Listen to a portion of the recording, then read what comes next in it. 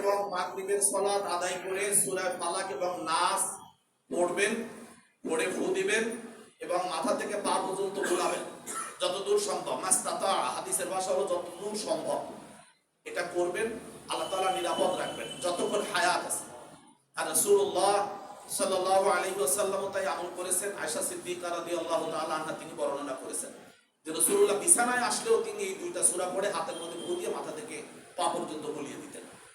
যাই হোক, তো আজকে আমরা যে আলোচনায় আসতেছি তা হলো ওই সকল মহিলারা ফুৎকার দান করে যারা জাদু করে এবং ফুটা দেয় গিরার মধ্যে। আজকে আপনাদেরকে সূরাটা নাজিল হওয়ার, দুইটা সূরা একসাথে নাজিল হয়েছিল, নাজিলের ঘটনাটা উল্লেখ করি। রাসূলুল্লাহ সাল্লাল্লাহু আলাইহি ওয়াসাল্লাম একবার খুবই অসুস্থ হয়ে পড়লেন, কিন্তু তিনি বুঝতে পারতেছেন না যে কেন অসুস্থ হলেন, কি রোগে তাকে আক্রান্ত করেছে, কি রোগে তাকে ধরেছে তিনি বুঝতে পারছিলেন না।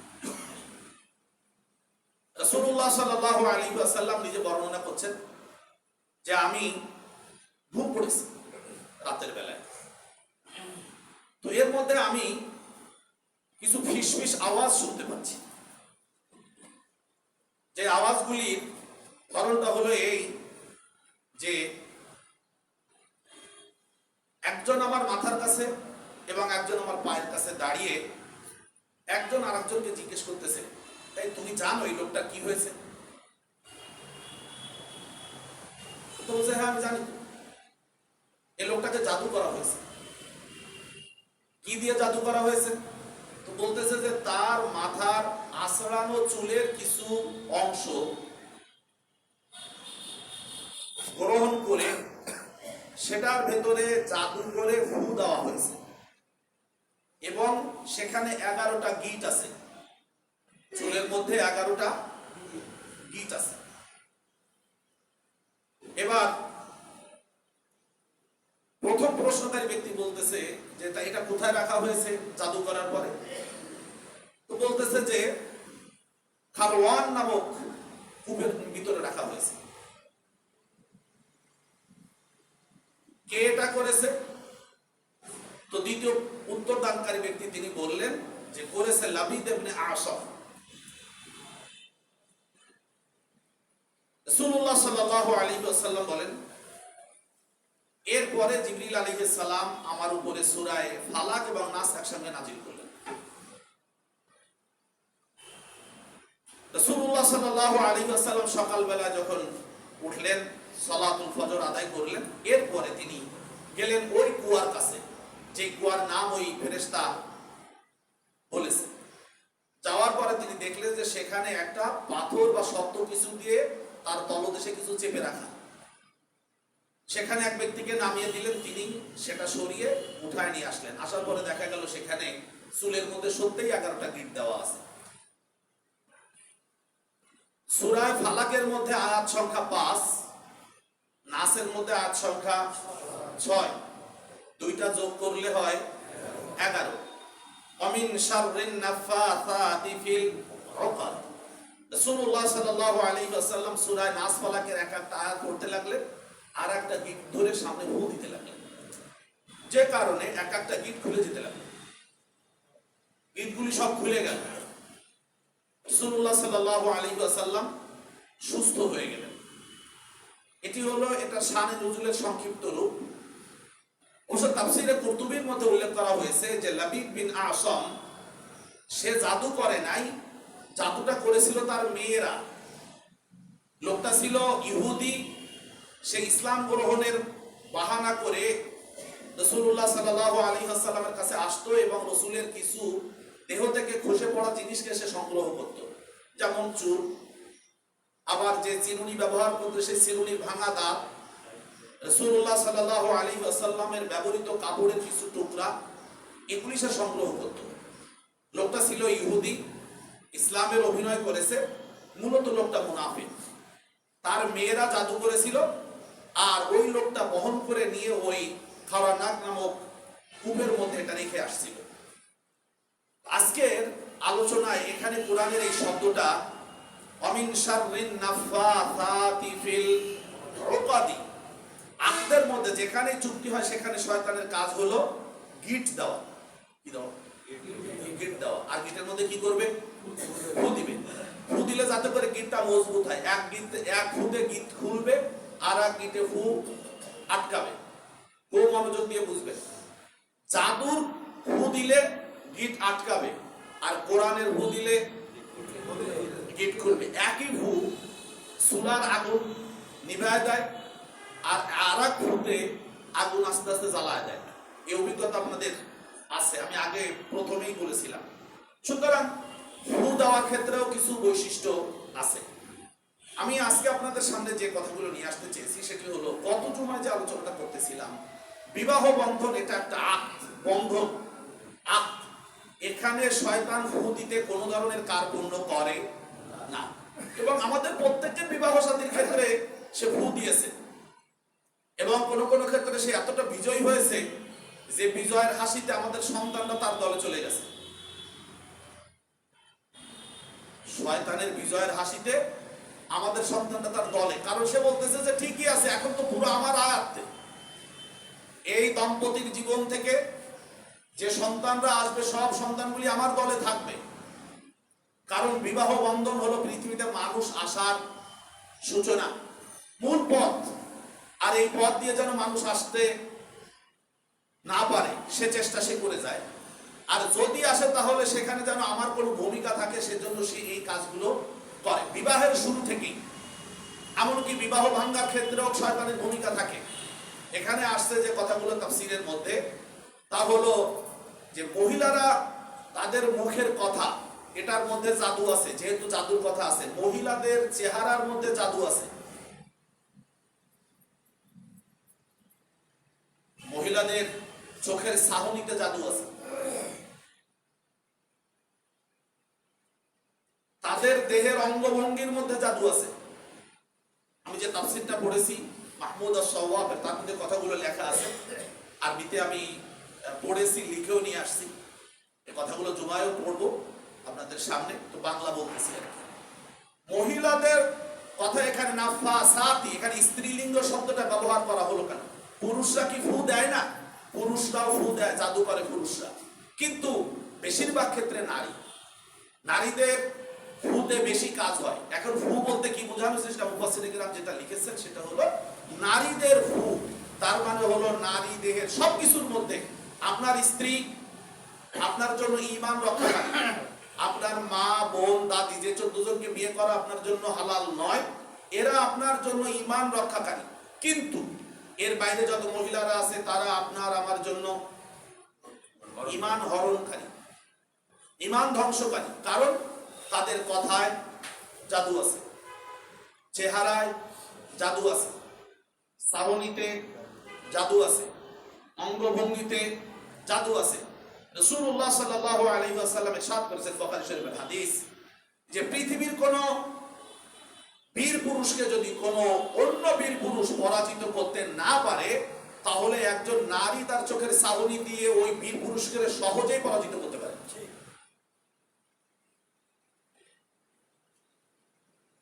রাসূল বলেছেন মহিলাদের আকল কম, না কিসাতি আকলিন ওয়া দীনি।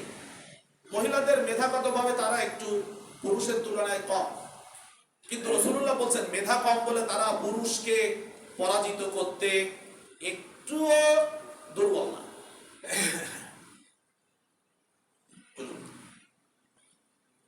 নারীর বিষয়ে কথা আজকে এখানে আমি যেটা বলতেছিলাম, যে বিবাহ বন্ধনের ক্ষেত্রে বরের হাত ধোয়ানো পর্যন্ত গিয়েছিলাম।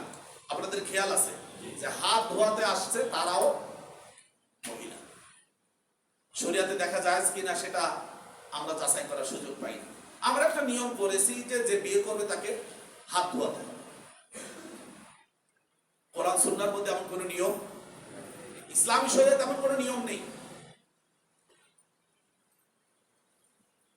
যেই মেয়েটাকে বিয়ে করতে যাচ্ছে একজন যুবক, সে মেয়েটাকে আগে দেখেছে। সে যদি বিয়ে বাড়ির গেট থেকে ঢুকতে গিয়ে যদি দেখে তার থেকে আরো সুন্দরী মেয়েরা তাদের চেহারা ছবি উন্নতভাবে সুন্দর করে সাজিয়ে মডেলের মতো এসে দাঁড়িয়েছে, সে তো ভাবতে পারে এই বাড়িতে এত সুন্দর মেয়ে থাকতে আমি কালো মেয়েটাকে বিয়ে করতে আসলাম কেন? যেই যুবক ছেলেটা এইমাত্র বিয়ে করে তার হালাল স্ত্রীর সাথে একটু কথা বলতে পারেনি, দেহটা হালাল স্পর্শ করে দেখতে পারেনি, আমরা কিভাবে যেন তার হাতে একটা মেয়ে যে কিনা তার জন্য হারাম, তাকে আমরা হাত ধোয়ানোর জন্য অনুমতি দিয়ে দিচ্ছি সামাজিকভাবে। আমি একটু বেহায়ার মতোই বলতেছি, আপনারা শব্দগুলো যদিও একটু শুনতে খারাপ শোনাবে, কিন্তু খারাপ ভাবে নিবেন না, আমি আপনাদের অনুভূতি তৈরি করার জন্যই বলছি। এই যুবক ছেলেটার হাত যখন একটা মেয়ে ধোয়াতে আসবে, নিশ্চয় একটা যুবকের সাথে আপনারা আত্মীয়তা করেছেন, সে যখন এই হাতটা দিয়ে ওই মেয়েটার হাত ধোয়াতে হবে, তখন কি সে ছেড়ে দেবে নাকি হাত উল্টা চেপে দেবে? উত্তর দেন হালাল। এরপরে যদি এই মেয়েটাকে রাতের বেলা এই যুবক ছেলেটা বলে যে তুমি আমার স্ত্রী নও, তবে তোমার হাতের পরশ আমি প্রথমে পেয়েছি, তোমার হাতের স্পর্শ আমাকে বিমোহিত করেছে, জাদু করেছে, তোমার আপাকে আমার ভালো লাগে না,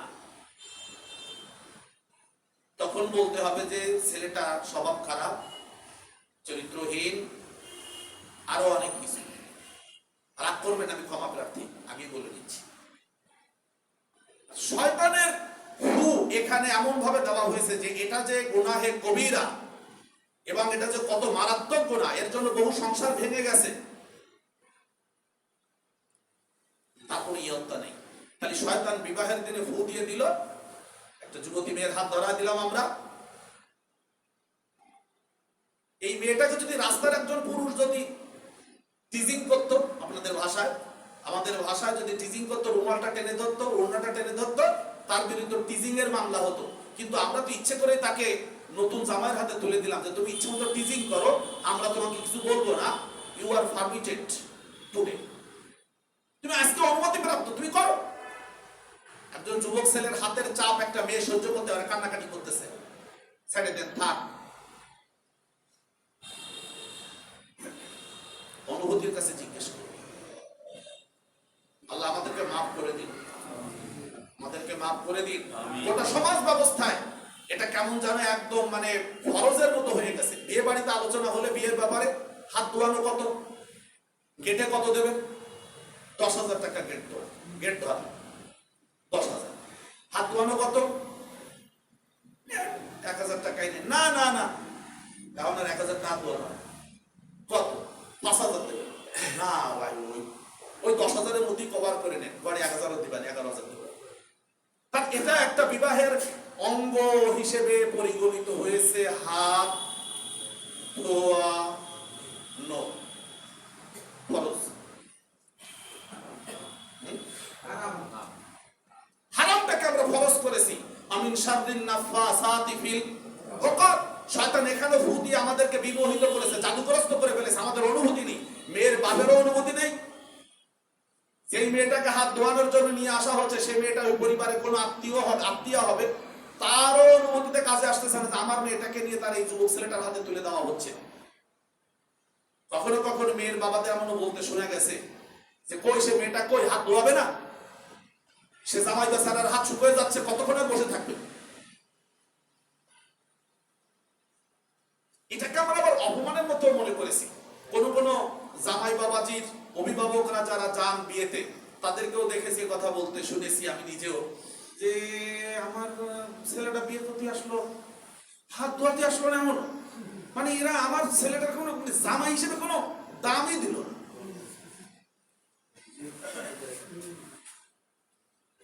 আল্লাহ তুমি আমাদেরকে ক্ষমা করো।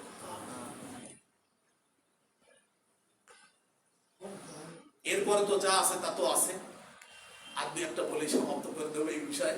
সেটি হলো আমাদের সমাজে বউ ভাত একটা কমন অনুষ্ঠান।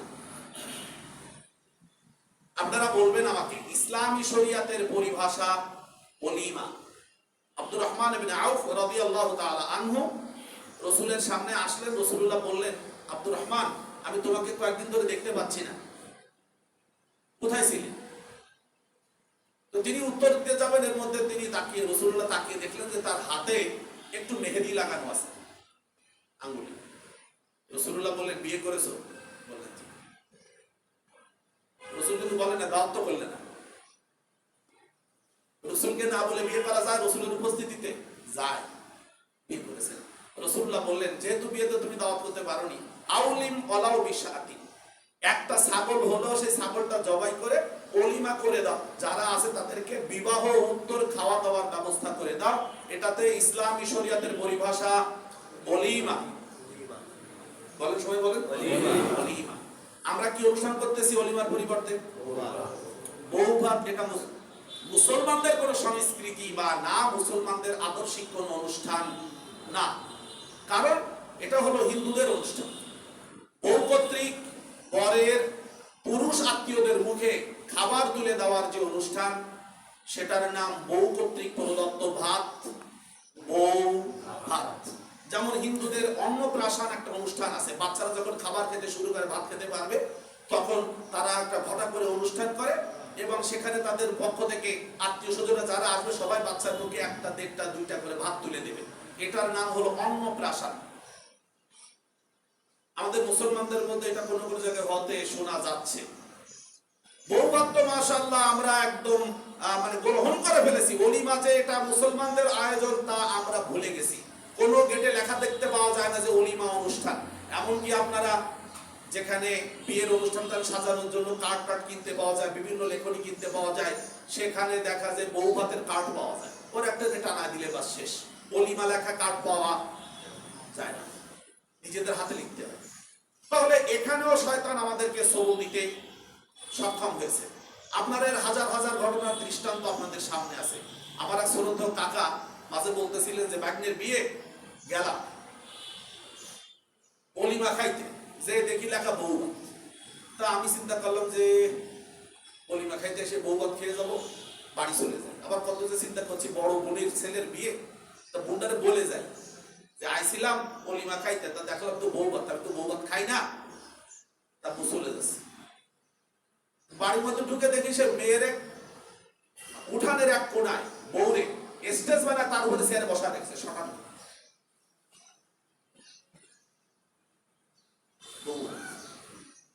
বউ দেখতে আসছে সবাই, বউ দেখতেছে পানোহারে।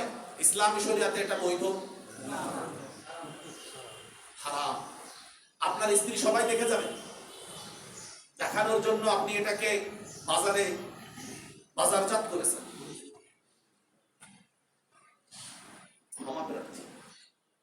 আমিন শাররিন নাফাসাতি ফিল উকাদ। আল্লাহর ওয়াস্তে।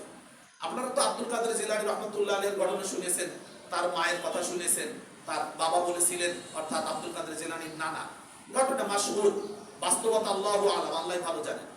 যে আমি তোমাকে একটা মেয়ে দিতে চাই, যে মেয়েটা বোবা, যে মেয়েটা খোড়া, যে মেয়েটা অন্ধ। তার ঘরেই তো আব্দুল কাদের জিলানীর মতো মানুষের জন্ম হয়।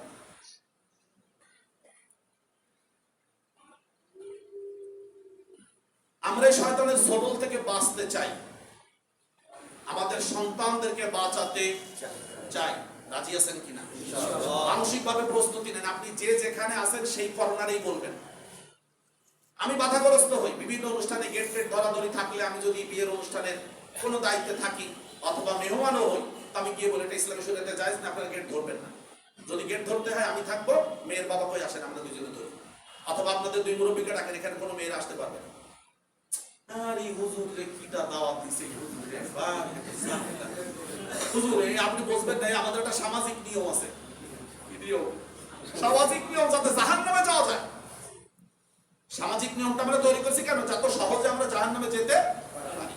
আর বিবাহের পরে যত ধরনের দুর্ঘটনা ঘটতেছে, আমরা পুরুষেরা যদি আমার স্ত্রী ভালো না, রাস্তার আরো 100টা মেয়ে ভালো, এটা যদি যাচাই করার সুযোগ না পেতাম, তাহলে আমাদের স্ত্রীদের সাথে অন্তত দাম্পত্য জীবনে কলহ অনেক কম হতো।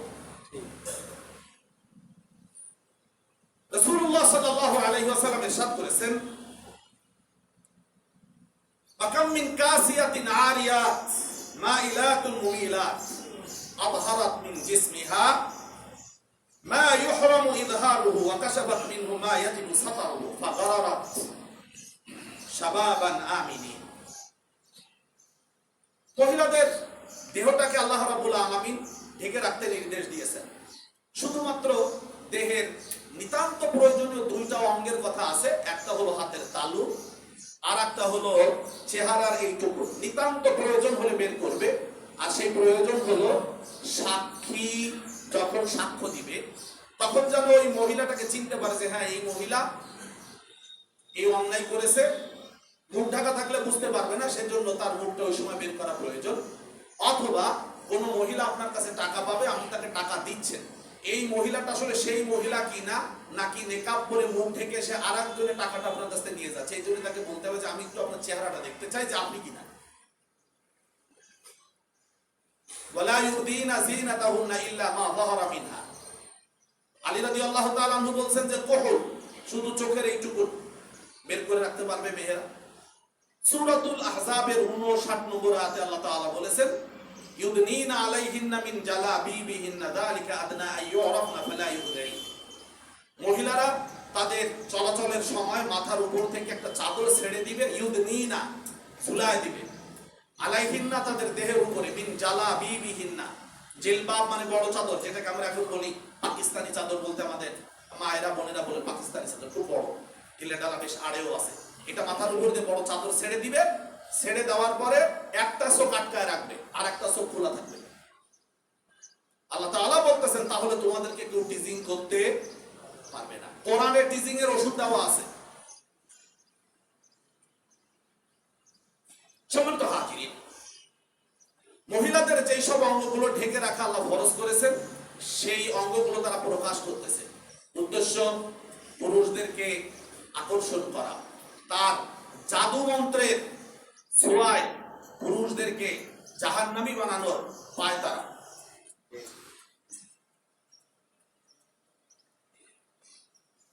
আর এ সকল মহিলারা দুনিয়া কাপড় পরতেছে, কিন্তু কাপড় পরার পরেও তারা উলঙ্গ।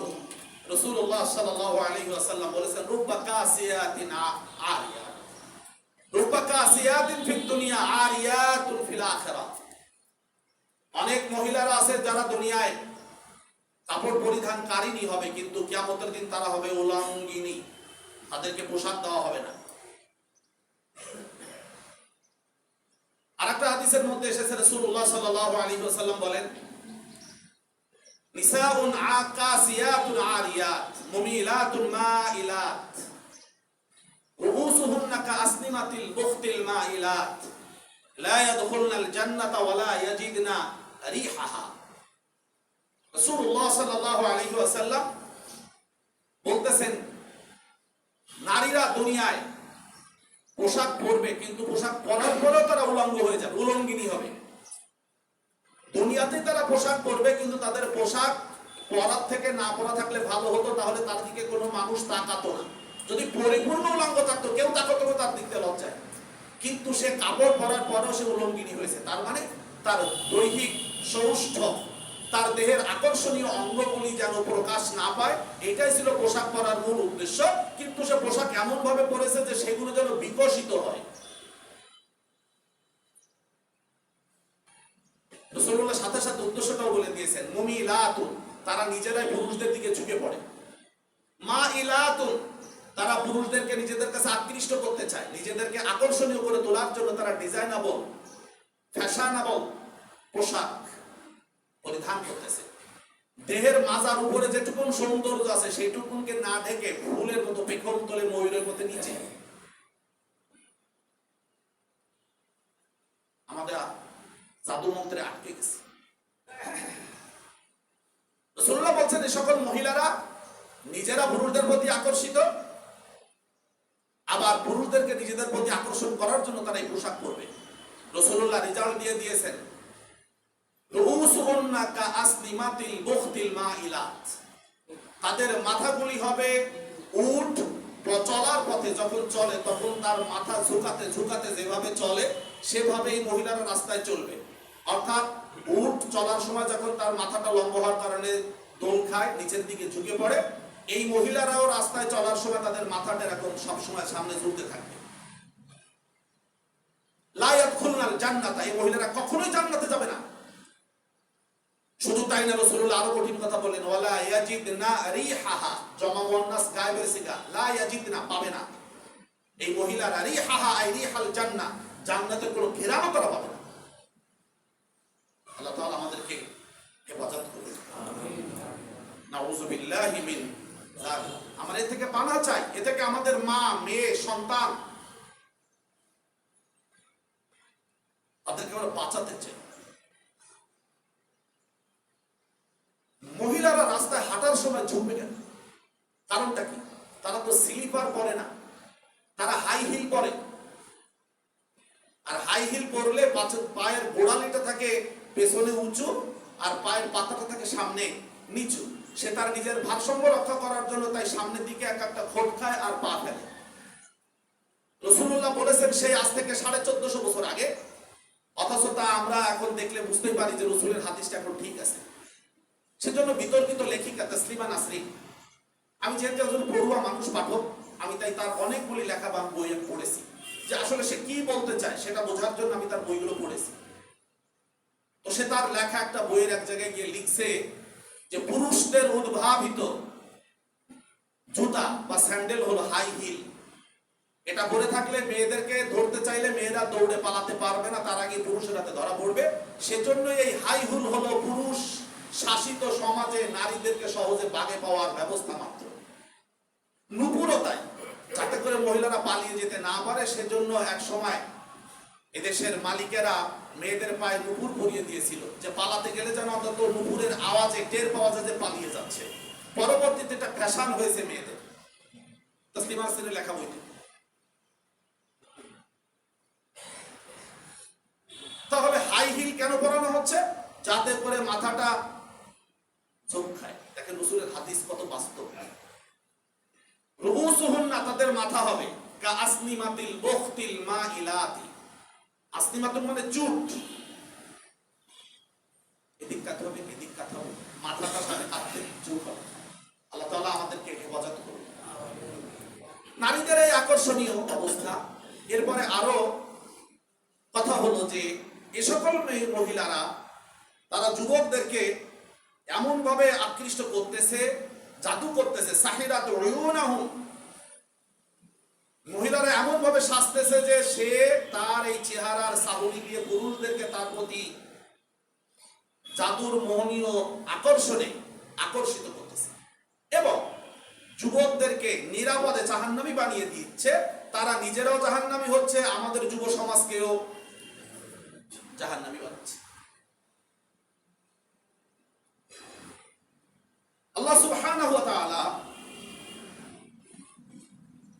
আরো উল্লেখ করেছেন মহিলাদেরকে ঢেকে রাখার যে নির্দেশ দিয়েছেন। মহিলাদের আমি আপনাদের কাছে খোলামেলা বলছি, আমাদের মা, বোন, দাদা, দাদি, দাদি, নানি সব আমাদের আছে, প্রত্যেকের এই আত্মীয়তার বন্ধনগুলো আছে। আপনারা বিবাহের অনুষ্ঠানে খেয়াল করেছেন যে যখন দেনমাহার মাহারানা যখন ধরা হয় তখন আমরা দেনমাহারটাকে খুব চড়া ধরতেছি। কেন? আমাদের সবার মনের মধ্যে একটা ভয় ঢুকে গেছে। এই সমাজে যেভাবে মেয়েদের পদচারণা, তাতে এই যুব ছেলেটা আর একটা মেয়ের প্রতি আকর্ষিত হয়, আর এই মেয়েটা যদি তালাক দিয়ে দেয় তাহলে যেন টাকার ভয়তে যেন তালাক দিতে না পারে। সেজন্য 10 লক্ষ টাকা এখন একটা নর্মাল অবস্থায় এসে দাঁড়িয়েছে। আগে তো অল্প টাকায় বিবাহ।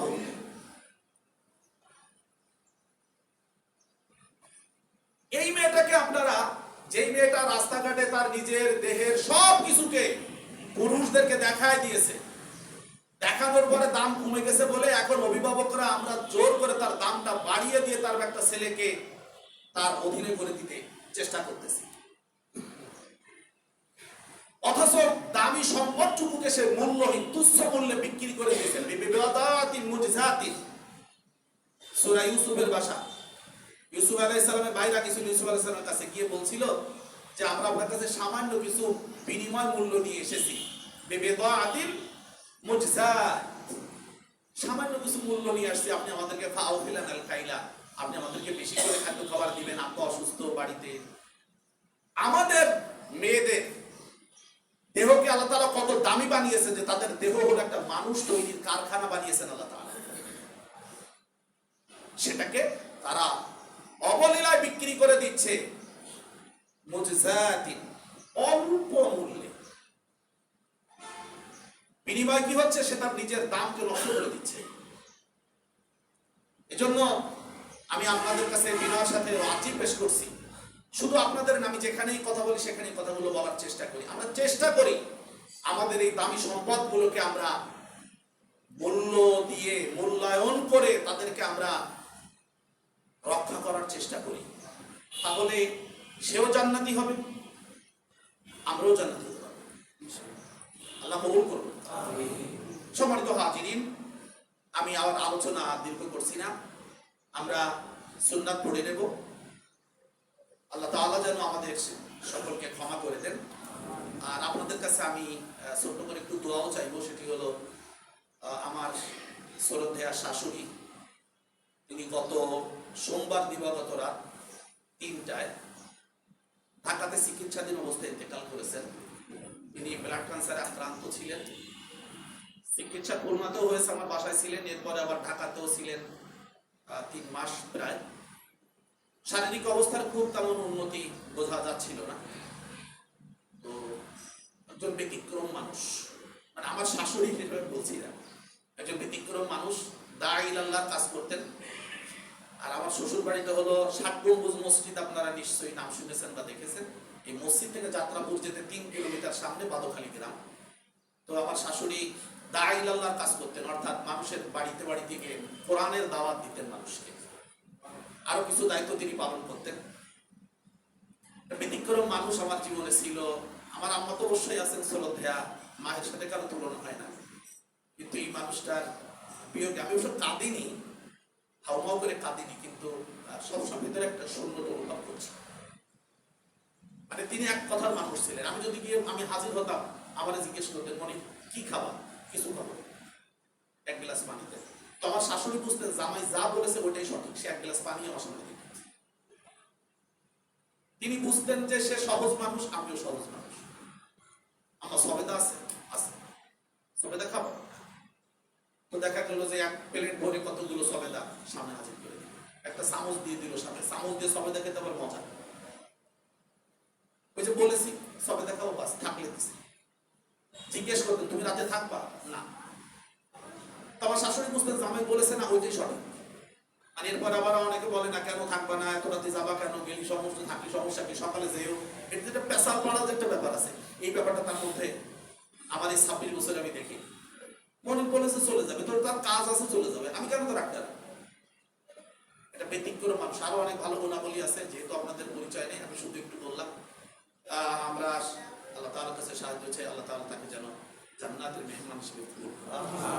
আমি আমার দেখা দৃষ্টিতে 26 বছরে শরীয়তের খেলাফ কোনো মহিলা চলতে পারে এটা আমি তাকে দেখি। আভ্যন্তরীণ করে ব্যাপার থাকলে সেটা আল্লাহ তাআলার ফয়সালা। যাই হোক, দোয়া চাই, আমিও দোয়া করছি সবার জন্য, আপনাদের জন্য দোয়া করেই থাকি সবসময়। সুন্নাত পড়ে নেন। আসসালামু আলাইকুম ওয়া রাহমাতুল্লাহ।